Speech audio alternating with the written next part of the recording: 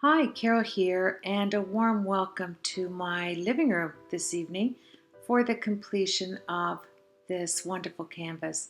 The painted side is up. We're going to turn it around. We're going to take some Mod Podge and we're going to complete the inside, which you can see is embedded. And we're going to do a little bit of mixed media on the inside. I don't want to overdo it, but I do want it to resemble the front portion. In order to do that, I took out some paper packs, some 6x6, and I chose this princess line that I absolutely love.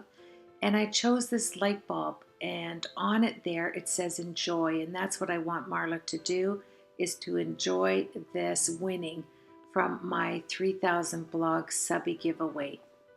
One thing that I do like about mixed media, right here, look at that paper, isn't it scrumptious? It has the little birds on the top. I love that you can put anything on it and it looks really nice, especially different papers.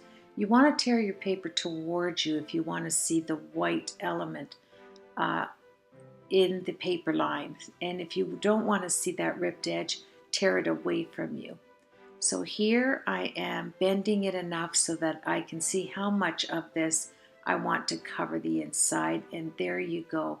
We're going to get messy, and we're going to have my Coca-Cola to the left because I get thirsty when I'm doing this. What's really nice about doing a two-piece canvas, in this instance I'm doing a wooden frame, is you want to mute your colors when you transition from one side to the other. And what I mean by this is you don't want something to stand out so much so that you take away from the painting, and you don't want the other side to be so vibrant that it doesn't connect with the opposite side. So here, when I put the papers down, the side papers, they are very soft colors, and you want to make sure that if there's printing, writing, or there are objects on that paper, that you run it all the way across and down the frame. Well, so far everything is running in the same direction, so that's good. I'm trying to take all the bubbles out of the paper from the Mod Podge and run all the lines across each side. I have about an inch all the way across to cover, and I chose to rip the paper so that I had some paper on some of the wood, and I left some of the wood to out in the open. So when I use the Distress Crayon, I would have different textures. I'd have the texture of this beautiful paper and also the wood, and it will give it a little bit of an antique look. And I think with it being muted, the paper being muted like it is, it will transition very nicely into a mild mixed media piece on the other side. Because I have trees and I painted the scene using the birch trees and the background trees in a forest style, I thought it was only fitting to use burlap on the opposite side to give it texture. So once I rip these little pieces and I get them all situated on the on all four sides, like I'm doing here, I'm looking and making sure that the print is all going in the same direction. And I really like using my fingers with the Mod Podge because I can feel those bubbles. If there's anything in it, I can feel it and get them out of there, so when they dry, it's nice and smooth. So we are getting there, and now comes out the turquoise Ranger crayons. I put it all across the inside, and I took some water and sprayed it, and now I am going to work it into the wood. This came out so pretty, I can't even tell you. These crayons are so smooth. It's like working with butter. You can you can raise it up and have it really thick when it mixes with the Mod Podge. It just is a beautiful, beautiful medium to use. And I made sure that I ran it from the sides to the back. And now I'm taking out the burlap. I just took it from the center, pulled it out. I'm going to cut about 1.5 inches thick here all the way up, maybe an inch. And what I like to do when I work with my hot glue gun and burlap, I get a spatula, a metal spatula, because that way you're not touching it like that, which really it wasn't that bad because it's a thick burlap. But if you see, I grab a spatula, that way I can work the inside without having to put my fingers down in there and possibly burn them. Yeah, so here I take my little spatula and I'm working that burlap onto the inside, and I'm placing it, I'd say 3/4 of the way around this wooden box, just enough to make it look like the wood, make it have that woodsy look, like the front, that real forest look. So I put some on each of the corners. I ran down the left side.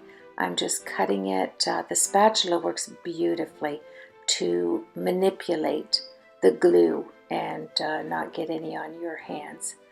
So now my thinking here, I don't want to make it too frilly. I don't want to have a lot of doilies and that on it because I did do a forest scene on the opposite side, but I thought it'd be nice to run one piece. I'm using my Lindy Stamp Gang sprays in the turquoise and the muted golds and browns, so I could pull it all in, and I left it on the wood. And I took my heat tool and I am going to heat set it so that I get these beautiful colors and I'm able to move them. And I have control to wick the colors in whatever direction I want. If I want the gold to be prominent, I'll just move it with the heat tool. And the gesso underneath gives me the ability to have this beautiful look where it's not seeping itself into the wood, it is on top. I just love that. Now here I took a piece of cardstock and I added a die that had a bird cage and a little bird on it, added some diamond bling, and I'm taking my Mod Podge and I'm setting it down. This is where I want to be very careful that I don't overdo the back so that it takes over the painting on the other side. So I thought this element of just having the bird cage and the bird on the inside, having the paper have a little image of a bird, set it off. And now I am adding a little bit of texture with the wood. This is a metal piece that I put on top of the lace doily to take away from the lace so it wasn't so prominent. I add a little wooden bird, and I am taking some of the Mod Podge and picking up some of the color to put on the wood. And I have that little wooden piece down in the corner, and look at that the beautiful Lindy Stamp Gang sprays. They are unique. I just love it, and the way the paper took to them is just beautiful. Okay, if you notice right here, I picked up that piece of paper from the right hand corner and I moved that birdcage down to the bottom. I thought it looked a lot better on the bottom of the canvas, of the wooden canvas.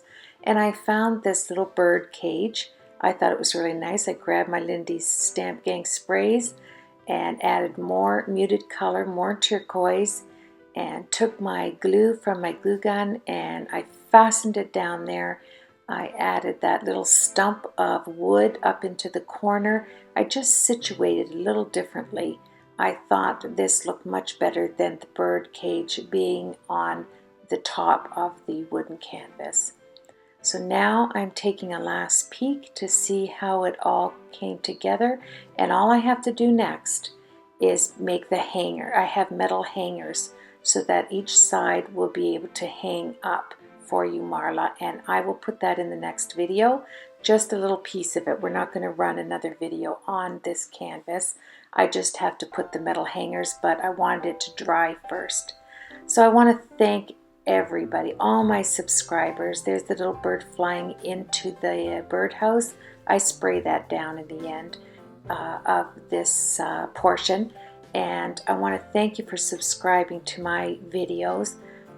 It means a lot to me, and I have 4 more mixed media pieces now to finish up, 4 more canvases. I want you to have a blessed week, and thank you for joining me. And as always, I appreciate your comments. And there I put the light bulb in the right corner where it says enjoy.